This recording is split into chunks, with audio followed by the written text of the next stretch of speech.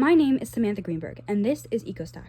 In 2026, the world isn't just trying to go green, it needs to. But for the small manufacturer in a rural town, the Carbon Border Adjustment Mechanism, also known as CBAM, which is essentially an incentive for businesses to go green, does not include small businesses.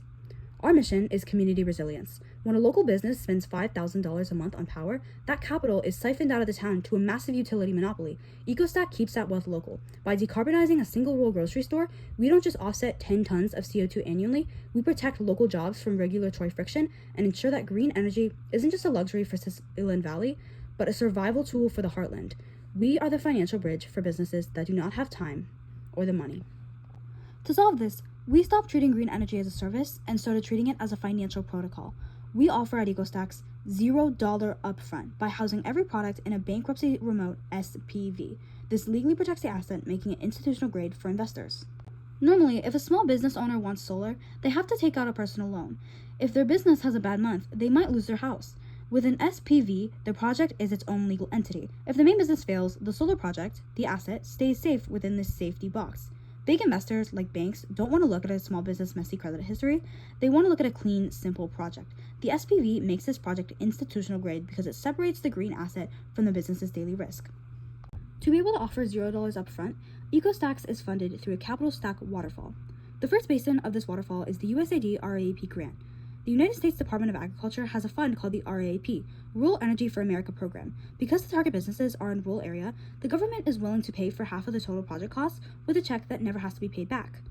We start by capturing the biggest source of non-dilutive capital, the USAID RAP grant. This instantly cuts the project price tag in half. The second basin, which is 27% of the funding, is the Section 6418 tax credit sale. The government gives a 30% investment tax credit for solar programs. A small grocery store doesn't owe enough in taxes to use a $7,500 credit. However, a giant corporation like a bank or tech company owes millions. Thanks to the 2023 law, we can transfer that credit to them. We sell that $7,500 credit to a big company for roughly $6,750 in cash. Now, 77% of the project is paid for before we even talk to the bank. The third basin is the MACRS depreciation, which is 15%. What it is essentially is a standard accounting rule, modified accelerated cost recovery system. Businesses can write off the value of the equipment as it ages. This reduces the business's taxable income, essentially acting as a tax shield. The result is to which this saves the owner roughly 15% of the project cost over the first few years. Now, the project is 92% funded. The final basin is the gap in service fee, which is 8%. It is the final piece of the puzzle. EcoSTAX covers the remaining 8% using a small green loan on our own capital. Because the project is already 92% paid for, the debt is tiny. The business owner pays us a monthly service fee to cover this gap. Because our electricity bill dropped by 40%, they can pay us and still have extra cash left over for every month. Now, let's talk about why this is a grounded business and not a stretch, as it may seem. There is built-in fail-safes for the three primary risks that kill most green energy products in 2026. Risk 1, the tax boomerang, also known as the IRS recapture. The IRS gives you a tax credit, but if the building is sold or the panels stop working within 5 years, they want the money back. This is a deal breaker for big investors. Our solution is that we mandate tax indemnity insurance in every detail. We pay for a small premium to an insurance company that promises to pay the IRS if a recapture event happens. This makes the project risk-free for the corporate tax buyer. The second risk of utility wall or grid delays can be solved using an efficiency-first approach. We do not wait for the grid. We install LED retrofits and smart HVAC sensors on day one. They don't require utility permission and provide 20% savings while we wait for the solar panels to be approved and are funded by the grants. However, risk 3, if the USAID says no to the grant, we can perform a strict pre-qualification audit. We only take on projects with a high probability of success. If a grant is denied, then we have a contingency bridge loan ready to go. The project still gets built and the owner still saves money. We just adjust the time of the waterfall. Our revenue is built on an informational arbitrage. We are not chasing the hype numbers, we are chasing consistent yield.